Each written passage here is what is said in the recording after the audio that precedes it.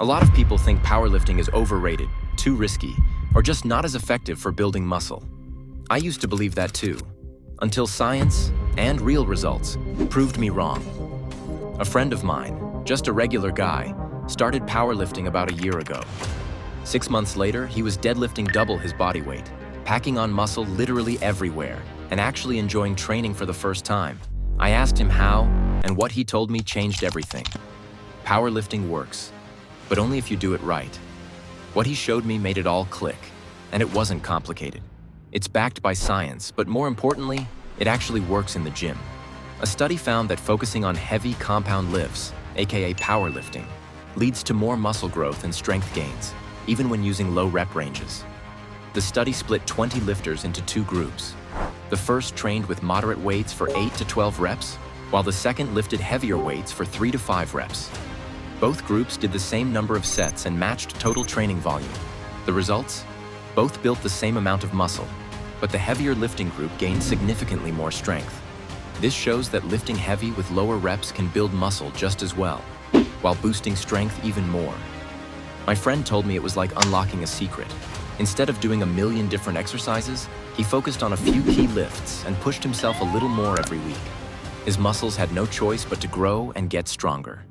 Powerlifting will give you that hard-to-lose physique. You will look strong, tough, and your muscles will be harder and better looking.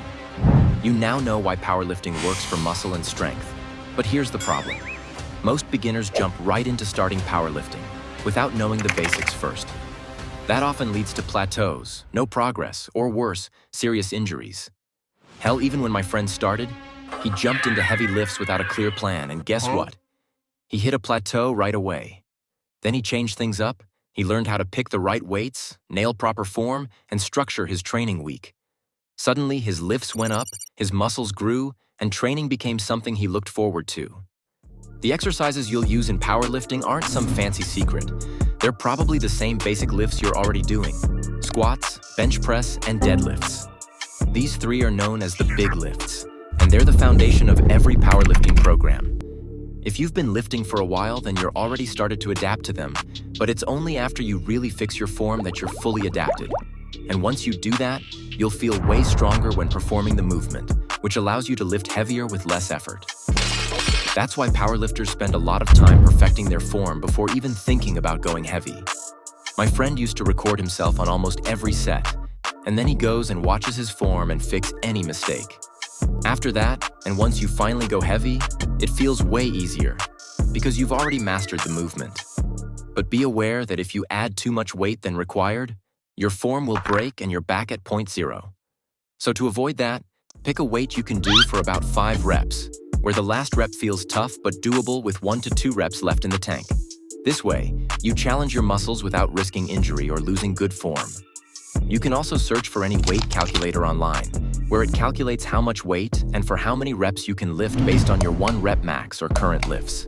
So if you normally do 80 kilograms on the bench press for 10 reps, that calculator might suggest to increase the weight all the way to 92.5 kilograms to be able to do 5 reps while keeping them challenging. You've got your starting weight down, but if you don't manage your rest and sets right, all that effort could go to waste. Powerlifters usually stick to a 3 to 5 rep range, keeping about 1 to 2 reps in reserve. That's the sweet spot for building strength on big compound lifts. Most of the time, they'll do 3 to 5 sets, sometimes even more, with 3 to 5 minutes of rest between sets, and longer if the weight is really heavy. One common approach is the 5x5 method, but it's not just jumping straight to 5 sets of 5. You might start with 3 sets of 3 reps, then slowly build up. 4 sets of 3, then 5, maybe even 6. Once you hit 5 sets of 3 comfortably, you add a rep and repeat the process until you reach a solid 5x5. When that becomes manageable with good form and 1 to 2 RIR, powerlifters typically increase the weight, around 5 kilograms for upper body lifts like the bench press, and 10 kilograms for squats or deadlifts. They then go back to 3 sets of 3 reps and build back up. That is called progressive overload, and it's the reason why almost all powerlifters are jacked and muscular. Now, what my friend did wrong when he started is that he did nothing except these 3 big lifts: bench press, squats, and deadlifts. And that's not what powerlifting is about. Powerlifting is also about doing accessory work and isolating exercises, the part of training that builds muscle, fixes weaknesses, and keeps you injury-free. However, reps and sets for accessories are quite different. Instead of 5 sets of 5 reps, you'll usually perform 2 to 3 sets in the 8 to 12 rep range, focusing on hypertrophy, control, and proper form. Accessory work includes movements like lateral raises, leg extensions, bicep curls. You get the point. These might seem like extra, but they're actually essential, especially when you're just starting powerlifting. They help you build balanced muscle and support your progress on the main lifts. Other than accessories, powerlifters also include the same big lifts they do, but with a moderate weight and higher rep sessions, just to focus on form and muscle adaptation. My friend structured his lifts so he was performing the 3 big lifts not more than once per week. But the problem was that he was barely adapting to the exercise and barely even seeing progress. So he told me that in powerlifting, frequency matters a lot. And he was right. Powerlifters often train the big lifts for at least twice per week, and as they get more advanced, they even start training them 3 times per week.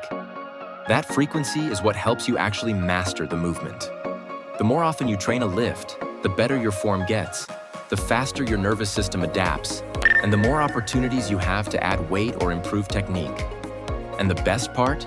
Training more often means your muscles get hit more frequently, which actually supercharges muscle growth. If my friend had known this from day one, his progress would have been way faster. But not for a complete beginner though. If you're just starting out and want to build a solid base, training the big lifts once a week can be enough for a few weeks before increasing the frequency. Now that you know more than me and my friend did starting out, let's get to the big question. Your weekly training split. I'll cover a simple split for complete beginners, and another for those who've been lifting for a while but are new to powerlifting. Before we jump into the workout split, make sure to hit that like button and subscribe for more tips. Let's get this video out to as many lifters as possible. Here's what worked for my friend when he first started powerlifting.